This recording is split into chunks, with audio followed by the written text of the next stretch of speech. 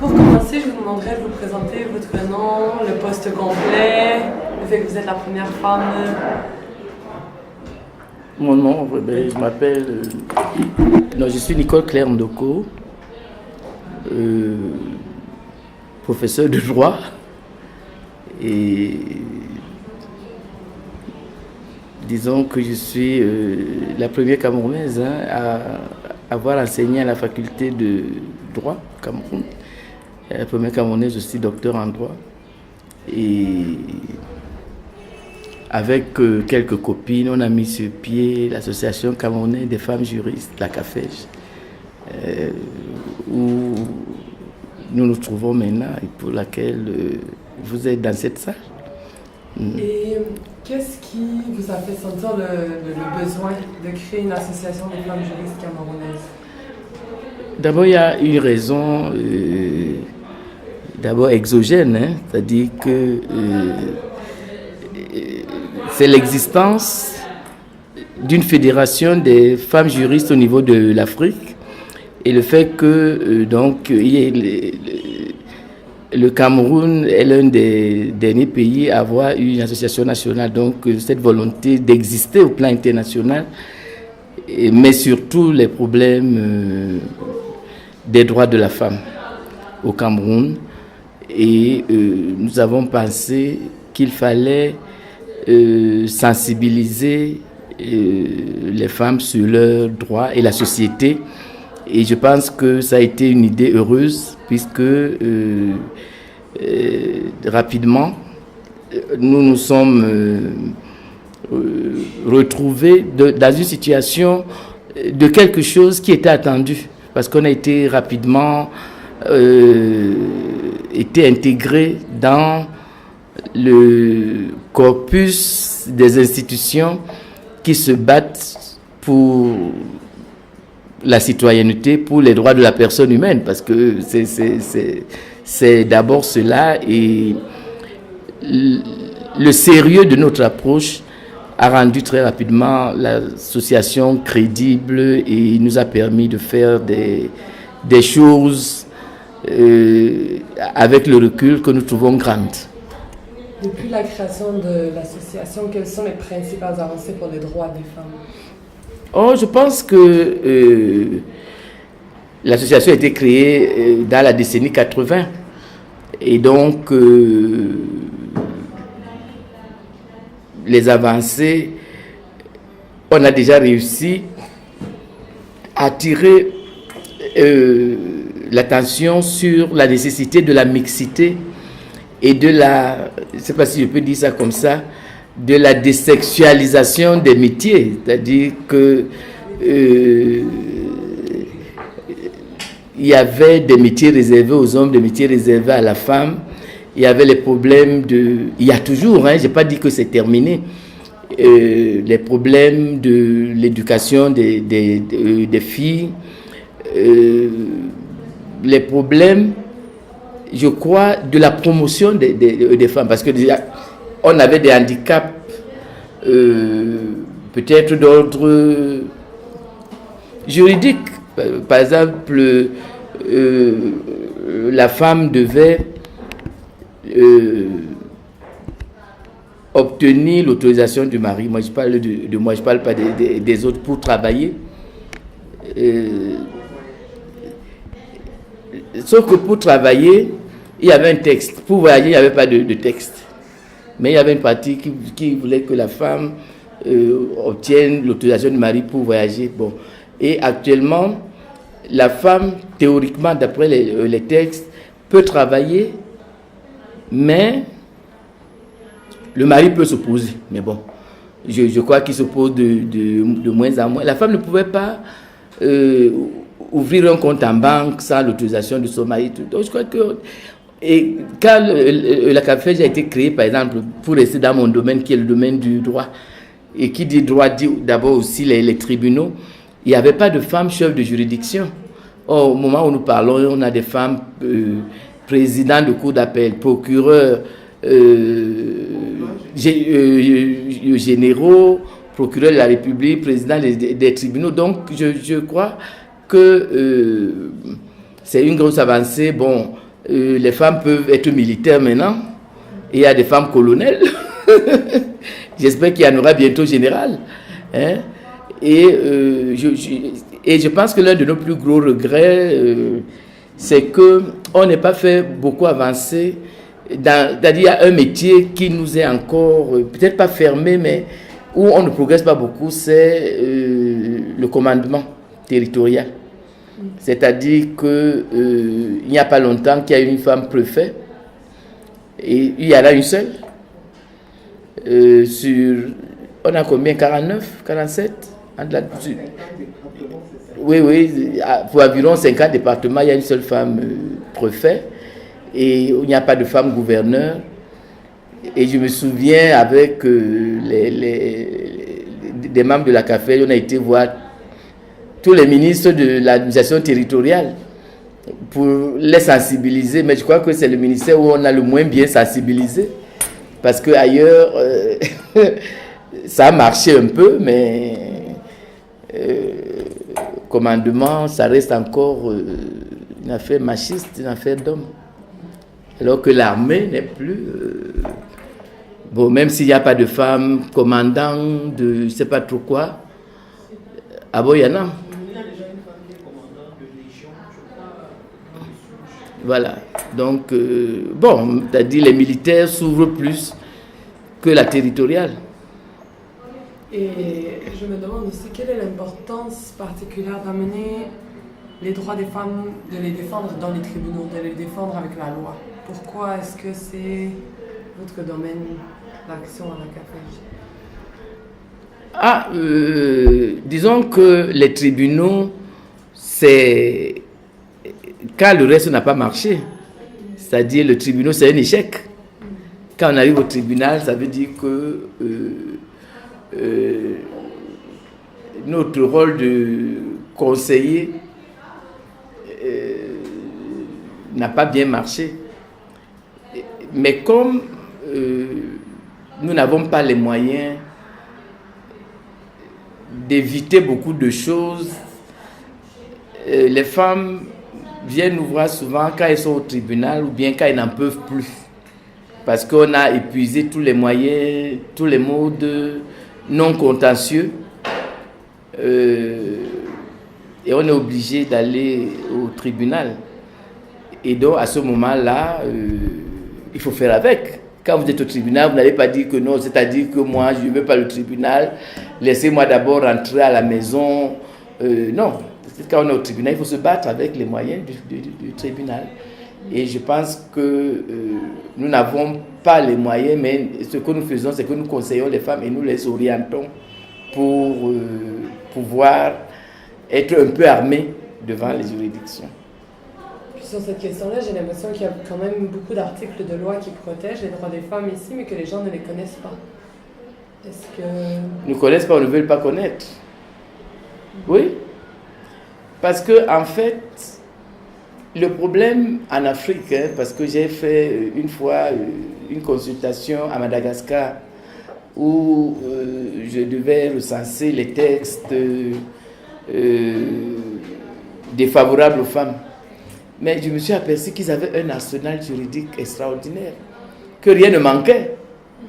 Mais on ne pratique pas. Le droit n'est pas théorique. Le droit, je crois que le droit, c'est un peu comme la médecine. Même si tu ne veux pas t'intéresser à la maladie vient chez toi. Donc, j'avais une amie quand j'étais étudiant qui disait que chaque personne doit connaître un peu de droit et faire les piqûres. Parce que c'est des choses auxquelles on ne peut pas échapper. Donc, le droit, nous faisons le droit du matin au soir, hein. Tu te lèves le matin, tu achètes les beignets, c'est un contrat. Tu prends le taxi, c'est un contrat. Tu prends, c'est-à-dire, du matin au soir, on fait le droit. Donc, mais c'est comme M. Jourdain, c'est-à-dire on fait le droit sans le savoir. Quand vous achetez le piment au marché, vous ne savez pas que vous êtes en train, vous êtes dans le domaine du droit. Donc, il nous appartient de sensibiliser les gens. Évidemment, je vous parle du droit de commerce, c'est-à-dire des obligations, je veux dire. Mais les droits de la personne, c'est vrai qu'on a des progrès à faire. On a des progrès à faire, mais si déjà le peu qu'il y a, on l'appliquait, je pense que ce serait déjà mieux. Mais ça progresse. Bon, je crois que c'est bon pour l'instant. Est-ce que vous avez quelque chose d'autre à dire sur l'avenir de la CAFEJ, ce que vous souhaitez, une projection, une vision? Vous disiez que c'était votre bébé. Oui, non, c'est pas mon bébé. Je pense que la CAFEJ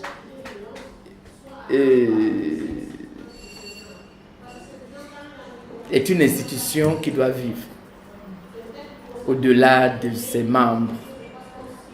Parce que la CAFEJ a surgi dans la vie du Cameroun, peut-être sans que les Camerounais ne s'y préparent, mais ça trouve un terrain favorable. Et pour commencer, je vous demanderais de vous présenter votre nom, le poste complet, le fait que vous êtes la première femme. Mon nom, je m'appelle... non, je suis Nicole Claire Ndoko, professeur de droit. Et disons que je suis la première Camerounaise à avoir enseigné à la faculté de droit au Cameroun. La première Camerounaise aussi docteur en droit. Et avec quelques copines, on a mis sur pied l'association camerounaise des femmes juristes, la CAFEJ, où nous nous trouvons maintenant et pour laquelle vous êtes dans cette salle. Et qu'est-ce qui vous a fait sentir le besoin de créer une association des femmes juristes camerounaises? D'abord, il y a une raison d'abord exogène, c'est-à-dire que c'est l'existence d'une fédération des femmes juristes au niveau de l'Afrique et le fait que le Cameroun est l'un des derniers pays à avoir une association nationale, donc cette volonté d'exister au plan international, mais surtout les problèmes des droits de la femme au Cameroun. Et nous avons pensé qu'il fallait sensibiliser les femmes sur leurs droits et la société. Et je pense que ça a été une idée heureuse puisque rapidement, nous nous sommes retrouvés dans une situation de quelque chose qui était attendu. Parce qu'on a été rapidement été intégré dans le corpus des institutions qui se battent pour la citoyenneté, pour les droits de la personne humaine, parce que c'est d'abord cela, et le sérieux de notre approche a rendu très rapidement l'association crédible et nous a permis de faire des choses avec le recul que nous trouvons grandes. Depuis la création de l'association, quelles sont les principales avancées pour les droits des femmes? Je pense que l'association a été créée dans la décennie 80 et donc les avancées, on a déjà réussi à attirer l'attention sur la nécessité de la mixité et de la, je ne sais pas si je peux dire ça comme ça, de la désexualisation des métiers, c'est-à-dire que il y avait des métiers réservés aux hommes, des métiers réservés à la femme. Il y avait les problèmes il y a toujours, je n'ai pas dit que c'est terminé, les problèmes de l'éducation des filles, les problèmes, je crois, de la promotion des femmes, parce que déjà, on avait des handicaps, peut-être d'ordre juridique. Par exemple, la femme devait obtenir l'autorisation du mari. Moi, je parle de moi, je ne parle pas des autres pour travailler. Sauf que pour travailler, il y avait un texte. Pour voyager, il n'y avait pas de texte. Mais il y avait une partie qui voulait que la femme obtienne l'autorisation du mari pour voyager. Bon. Et actuellement, la femme, théoriquement, d'après les textes, peut travailler, mais le mari peut s'opposer. Mais bon, je crois qu'il s'oppose de moins en moins. La femme ne pouvait pas ouvrir un compte en banque sans l'autorisation de son mari. Donc je crois que...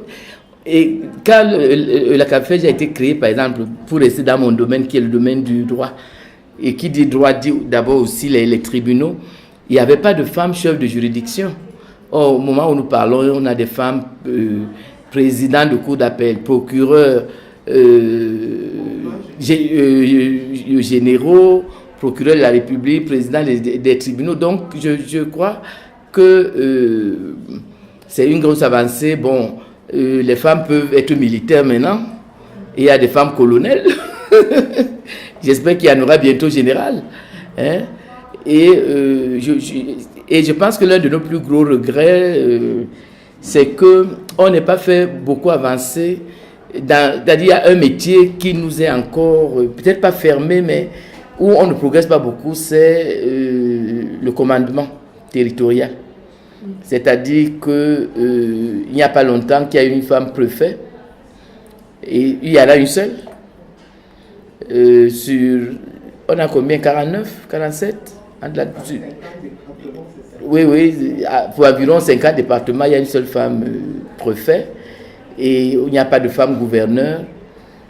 Et je me souviens avec des membres de la CAFEJ, on a été voir tous les ministres de l'administration territoriale pour les sensibiliser, mais je crois que c'est le ministère où on a le moins bien sensibilisé, parce qu'ailleurs, ça a marché un peu, mais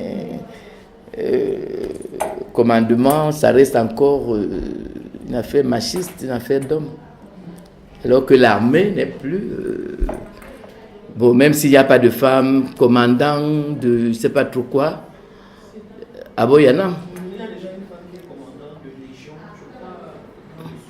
Voilà. Donc, bon, c'est-à-dire les militaires s'ouvrent plus que la territoriale.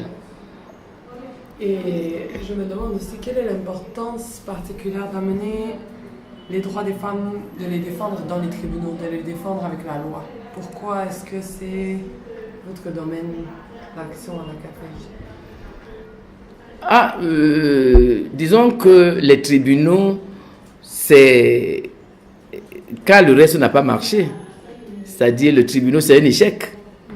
Quand on arrive au tribunal, ça veut dire que notre rôle de conseiller n'a pas bien marché. Mais comme nous n'avons pas les moyens d'éviter beaucoup de choses, les femmes viennent nous voir souvent quand elles sont au tribunal ou bien quand elles n'en peuvent plus. Parce qu'on a épuisé tous les moyens, tous les modes non contentieux. Et on est obligé d'aller au tribunal. Et donc, à ce moment-là, il faut faire avec. Quand vous êtes au tribunal, vous n'allez pas dire que non, c'est-à-dire que moi, je ne veux pas le tribunal, laissez-moi d'abord rentrer à la maison. Non, quand on est au tribunal, il faut se battre avec les moyens du tribunal. Et je pense que nous n'avons pas les moyens, mais ce que nous faisons, c'est que nous conseillons les femmes et nous les orientons pour pouvoir être un peu armés devant les juridictions. Puis sur cette question-là, j'ai l'impression qu'il y a quand même beaucoup d'articles de loi qui protègent les droits des femmes ici, mais que les gens ne les connaissent pas. Est-ce que... Ils ne connaissent pas ou ne veulent pas connaître. Oui. Parce que, en fait, le problème en Afrique, parce que j'ai fait une fois une consultation à Madagascar où je devais recenser les textes défavorables aux femmes. Mais je me suis aperçu qu'ils avaient un arsenal juridique extraordinaire, que rien ne manquait. Mais on ne pratique pas. Le droit n'est pas théorique. Le droit, je crois que le droit, c'est un peu comme la médecine. Même si tu ne veux pas t'intéresser à la maladie vient chez toi. Donc, j'avais une amie quand j'étais étudiant qui disait que chaque personne doit connaître un peu de droit et faire les piqûres. Parce que c'est des choses auxquelles on ne peut pas échapper. Donc, le droit, nous faisons le droit du matin au soir. Hein. Tu te lèves le matin, tu achètes les beignets, c'est un contrat. Tu prends le taxi, c'est un contrat. Tu prends, c'est-à-dire, du matin au soir, on fait le droit. Donc, mais c'est comme M. Jourdain, c'est-à-dire, on fait le droit sans le savoir. Quand vous achetez le piment au marché, vous ne savez pas que vous êtes en train, vous êtes dans le domaine du droit. Donc, il nous appartient de sensibiliser les gens. Évidemment, je vous parle du droit de commerce, c'est-à-dire des obligations, je veux dire. Mais les droits de la personne, c'est vrai qu'on a des progrès à faire. On a des progrès à faire. Mais si déjà le peu qu'il y a, on l'appliquait, je pense que ce serait déjà mieux. Mais ça progresse. Bon, je crois que c'est bon pour l'instant. Est-ce que vous avez quelque chose d'autre à dire sur l'avenir de la CAFEJ, ce que vous souhaitez, une projection, une vision? Vous disiez que c'était votre bébé. Oui, non, c'est pas mon bébé. Je pense que la CAFEJ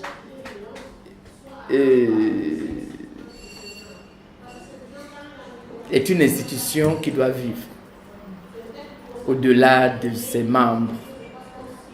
Parce que la CAFEJ a surgi dans la vie du Cameroun, peut-être sans que les Camerounais ne s'y préparent, mais ça a trouvé un terrain favorable. Et pour commencer, je vous demanderais de vous présenter votre nom, le poste complet, le fait que vous êtes la première femme.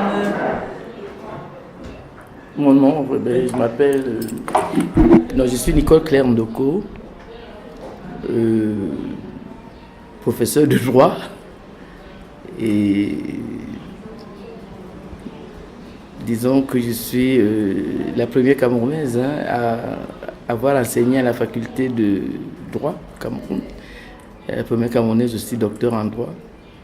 Et avec quelques copines, on a mis sur pied l'association camerounaise des femmes juristes, la CAFEJ, où nous nous trouvons maintenant et pour laquelle vous êtes dans cette salle. Et qu'est-ce qui vous a fait sentir le besoin de créer une association des femmes juristes camerounaises? D'abord, il y a une raison d'abord exogène, hein, c'est-à-dire que c'est l'existence d'une fédération des femmes juristes au niveau de l'Afrique et le fait que donc il y ait le Cameroun est l'un des derniers pays à avoir une association nationale, donc cette volonté d'exister au plan international, mais surtout les problèmes des droits de la femme au Cameroun. Et nous avons pensé qu'il fallait sensibiliser les femmes sur leurs droits et la société. Et je pense que ça a été une idée heureuse puisque rapidement, nous nous sommes retrouvés dans une situation de quelque chose qui était attendu parce qu'on a été rapidement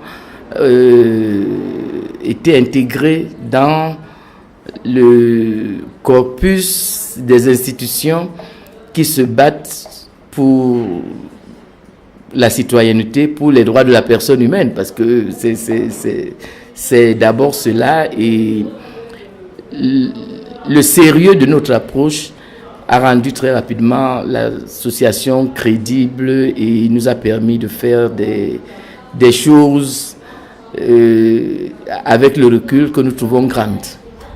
Depuis la création de l'association, quelles sont les principales avancées pour les droits des femmes? Oh, je pense que l'association a été créée dans la décennie 80 et donc les avancées, on a déjà réussi à tirer l'attention sur la nécessité de la mixité et de la, je ne sais pas si je peux dire ça comme ça, de la désexualisation des métiers. C'est-à-dire que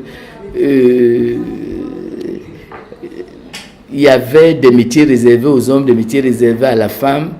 Il y avait les problèmes de... Il y a toujours, je n'ai pas dit que c'est terminé, les problèmes de l'éducation des filles, les problèmes, je crois, de la promotion des femmes. Parce que déjà, on avait des handicaps, peut-être d'ordre juridique. Par exemple, la femme devait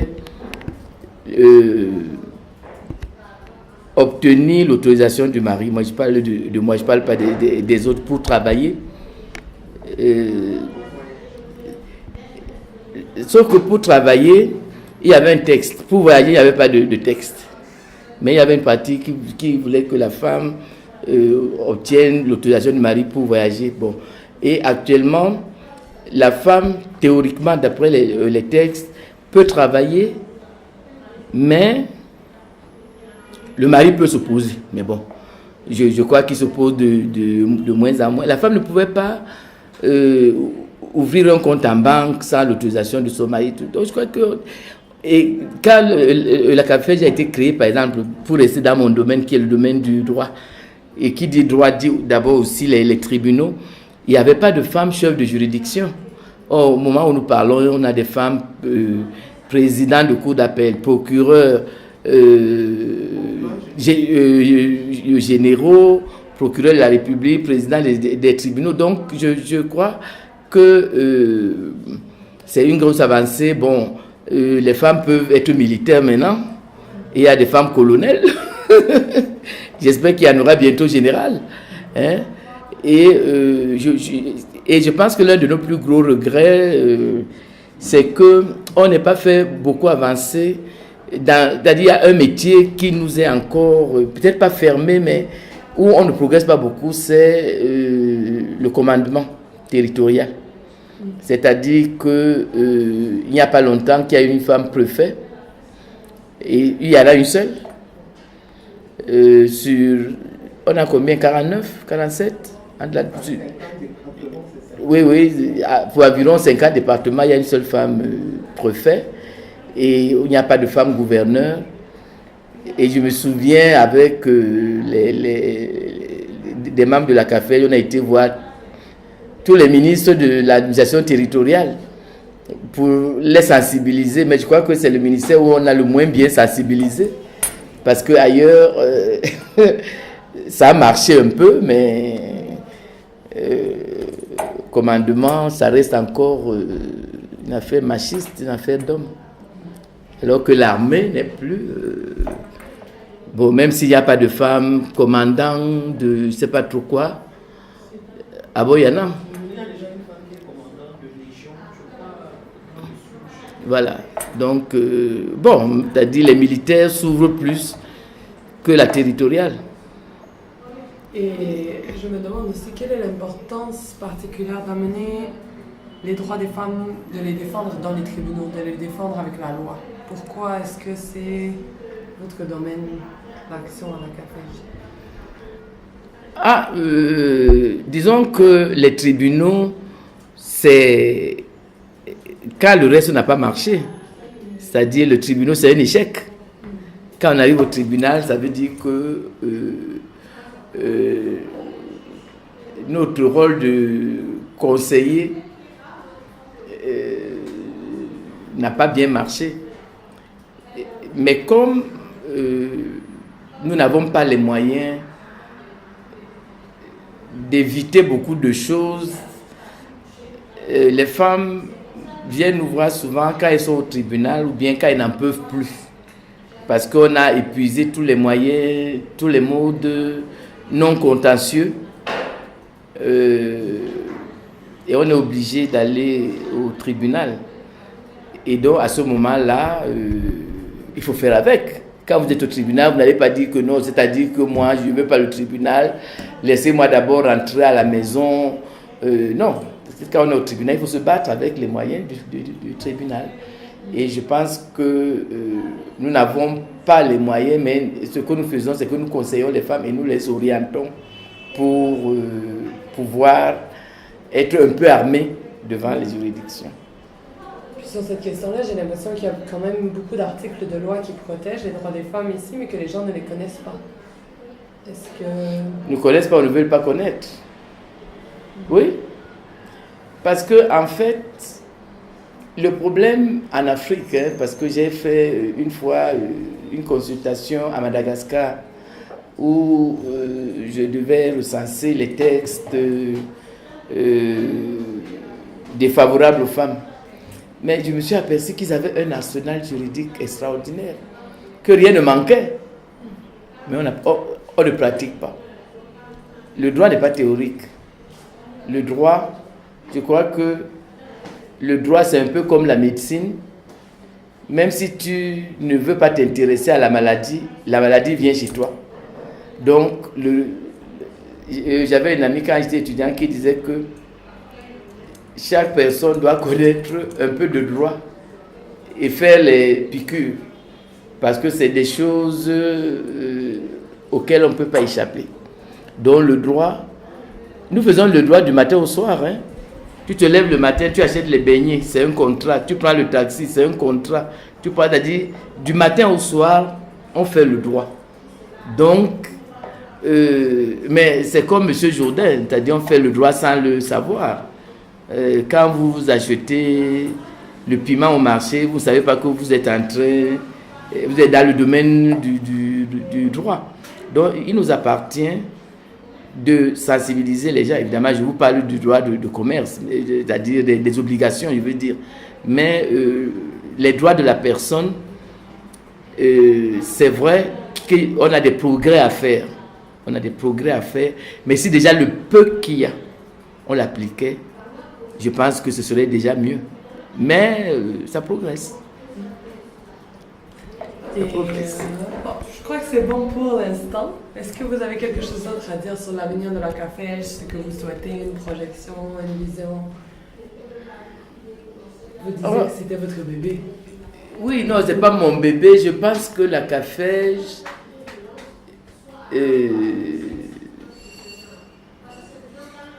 est une institution qui doit vivre au-delà de ses membres. Parce que la CAFEJ a surgi dans la vie du Cameroun, peut-être sans que les Camerounais ne s'y préparent, mais ça a trouvé un terrain favorable. Et comme on dit, la mayonnaise a pris, à tel point que la CAFEJ a été pendant longtemps l'association féminine de référence. Et je souhaiterais que la CAFEJ demeure l'association féminine de référence, comme ça a été hier, que ça le soit aujourd'hui et que demain, ça continue d'exister de la même manière. Merci beaucoup.